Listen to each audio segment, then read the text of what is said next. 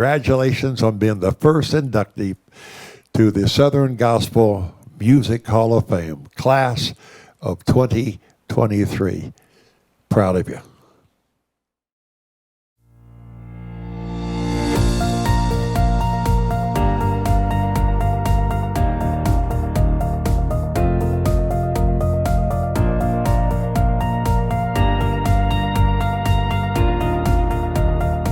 For 5 decades, God's blessed the stage of Southern gospel music with the beautiful person of Sue Dodge.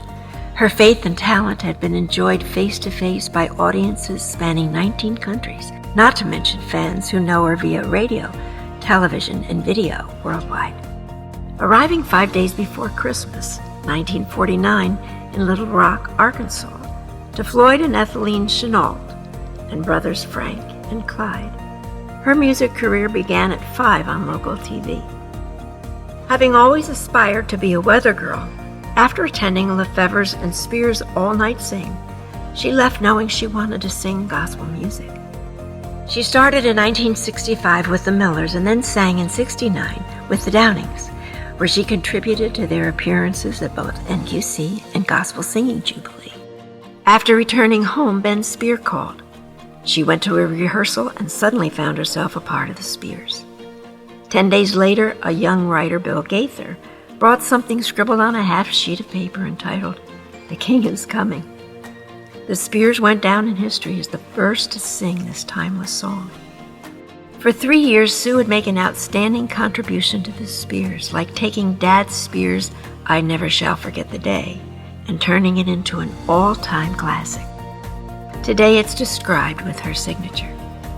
In 1973, on a stage in San Antonio, Texas, she met young Reverend Amos Dodge. Having admired from afar and completely smitten, he introduced himself. They talked for a total of 5 minutes, and Amos proposed. Well, they married in February of '74. I'm sure he'd tell you it was love at first song. Today that song still rides the top of the charts, and next February it'll turn certified gold. Leaving the Speers, this newlywed duo set their faces like flints into a lifelong evangelistic journey, and 5 years later they moved and founded the Capitol Church in Washington, D.C. They live there today. Once while there, God opened the way to a 6:30 a.m. Easter sunrise service held on the steps of the Lincoln Memorial. That first year, 127 people attended. The crowd grew over the years to 10,000 and more. In 1991, Bill Gaither asked Sue to be a part of Homecoming video. There the Lord would use her voice to share his truth in such magnificent songs, such as "Oh, When I Meet You," "Tell Him When You Saw Me," and "When He Was on the Cross, I Was on His Mind." She's had the honor to sing in notable places such as the Brooklyn Tabernacle, Church on the Way, First Baptist of Atlanta, Westminster Hall in London, and Carnegie Hall in New York City, and of course, the Grand Ole Opry. She was presented 4 Dove Awards, shared in the Speers induction into Gospel Music Hall of Fame, and named Living Legend by Christian Voice magazine in 2022. Today she ministers at major music events, women's conferences, and church services all over the country. She and Amos continue outreaches in Uganda, Tanzania, and southern Sudan. During one such trip, Sue sang with a choir of 24,000 voices, a hint of heaven's sound, would you say? Their greatest joys are their children, daughter Tara, married to Travis Goodman, and grandchildren Sydney, Madeline, and Grant. "I've been a blessed woman," she says, reminiscing. It's our pleasure today to induct Sue Ellen Chenault Dodge into SGMA's Hall of Fame. Keep singing, Sue.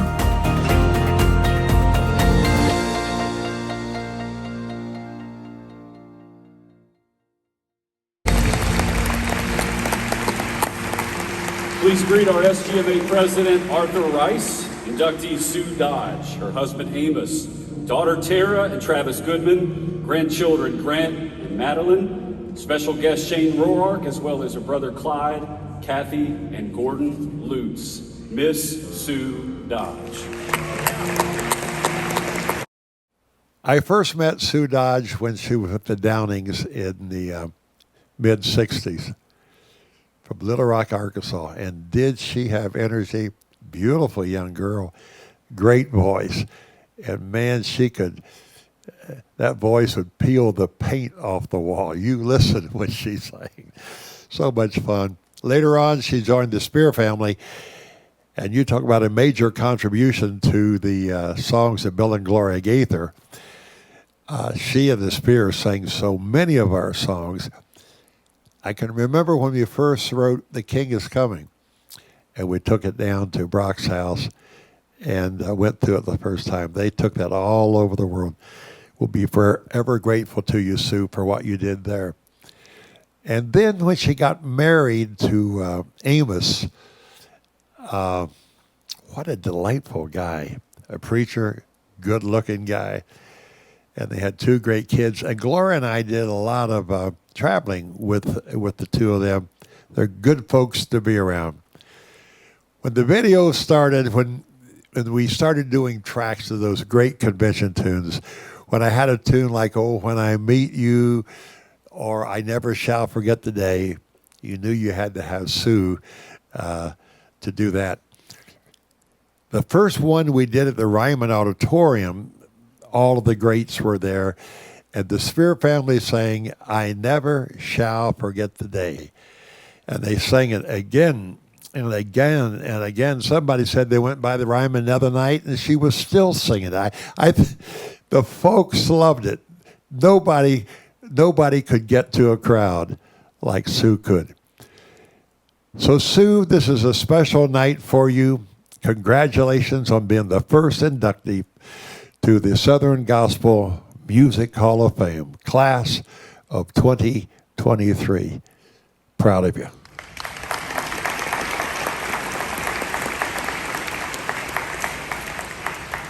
It is with great honor we officially induct you, Sue Dodge, into the distinctive membership of the SGMA Hall of Fame. Congratulations.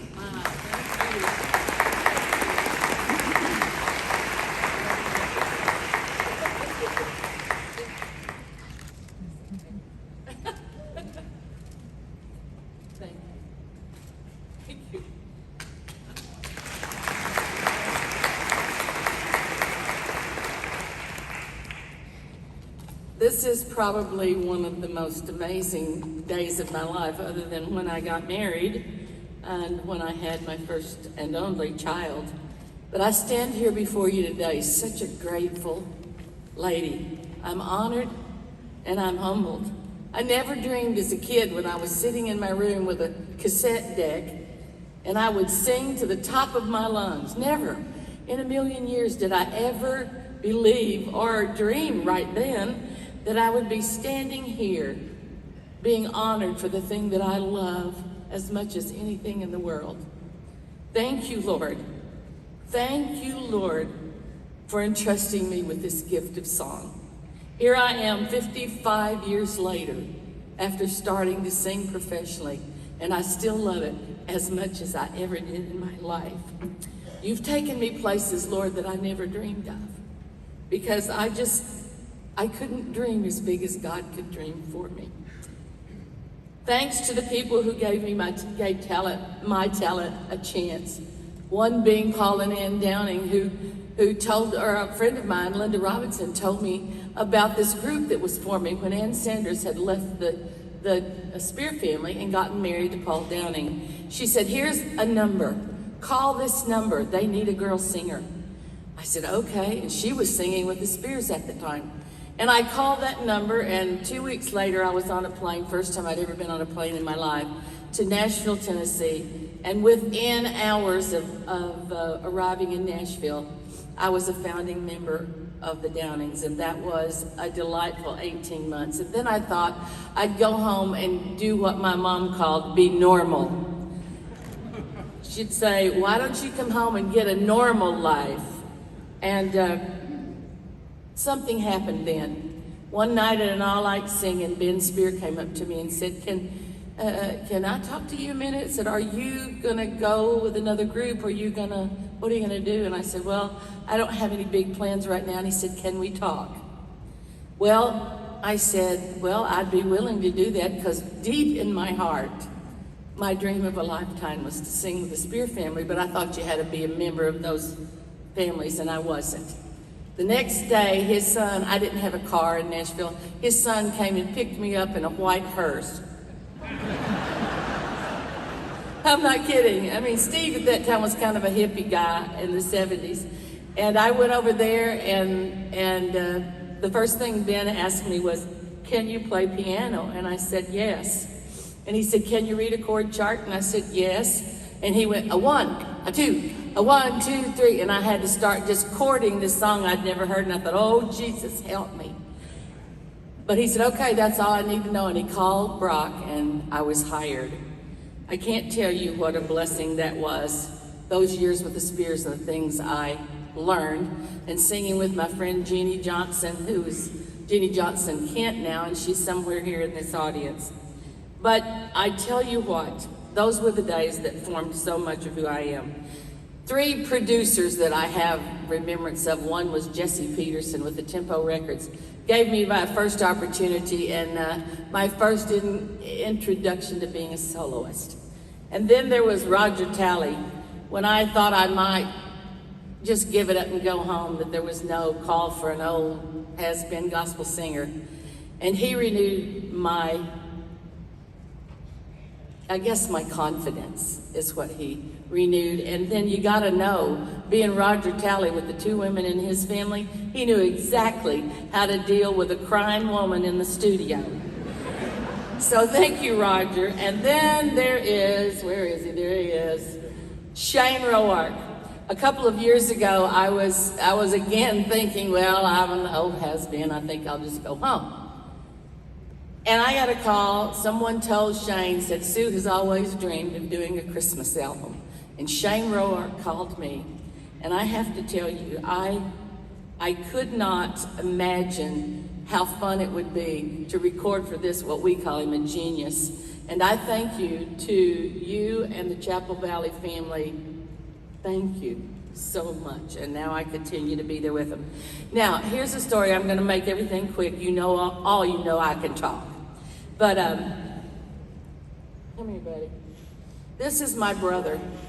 There were 3 of us in our family. We had another brother who's now in heaven. But when I was 9 years old, he took me to my first gospel singing in Little Rock, Arkansas. And I heard music like I had never heard before. It was the Speer family, the Statesmen, and the Blackwoods. And I was a kid, like a kid in a candy shop like this. I bought some music that night and took it home, and I was mesmerized by that music, and I could never get away from that. And then thank you for for convincing my mom. You can go back if you want. He can stand here all day. Can you get it? Okay. Convincing my mom when I had the opportunity to go on the road and start singing. He said to my mom, "Don't worry." And she said, "Well, she just thought that I was going to be on the road, penniless, with a bag, thumbing a ride somewhere."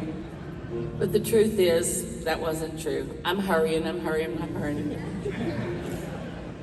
For my daughter who made, let me go to, almost 50 years ago, I married this wonderful man called, who are you? Called Amos Dodge. We've been married almost 50 years, and that man was always more ambitious for me than I was myself. He always believed in me, and he always said that I should go on when I felt like quitting. And he would say to me, "No, God's given you a talent, and you need to keep going." And he made sacrifices for me to go and do what God had called me for. Then there's my daughter, Tara, who made sacrifices as well. Her pictures for school were never what she wanted because her daddy was a horrible hairdresser. To my team, who is my PR girl, Marcy's somewhere out there taking pictures, and she's also a prayer partner. And then about 15 years ago, the Lord brought into my life Kathy Lutz. And she has been the most faithful, loving, caring sidekick that you could ever imagine. She just is my brain. And her husband, Gordon, who promotes me, protects me, and one of the best things he ever did was introduce me to his wife. I was just a small town kid with a big voice, a big smile, and a bigger God. God did everything in my life to lead me to this point. Everything in my life, I say, has God's hand and God's plan stamped upon it. I remember one time hearing Mahalia Jackson say when she was asked, why do you sing gospel when you have such great talent? And in the times when I had an opportunity to sing secular, I remembered that. And here was what her answer was, and it's mine today. This talent that I have been given is a God-given talent, and the least I can do is give it back to Him.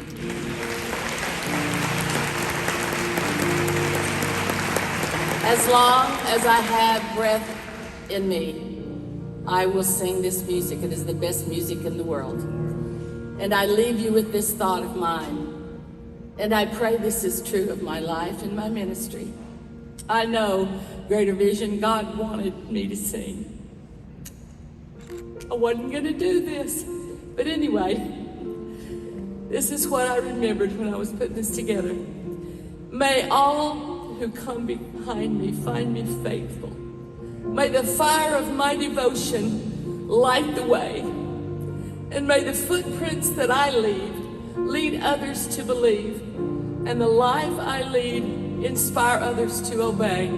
Oh, may all who come behind me find me faithful. Thank you.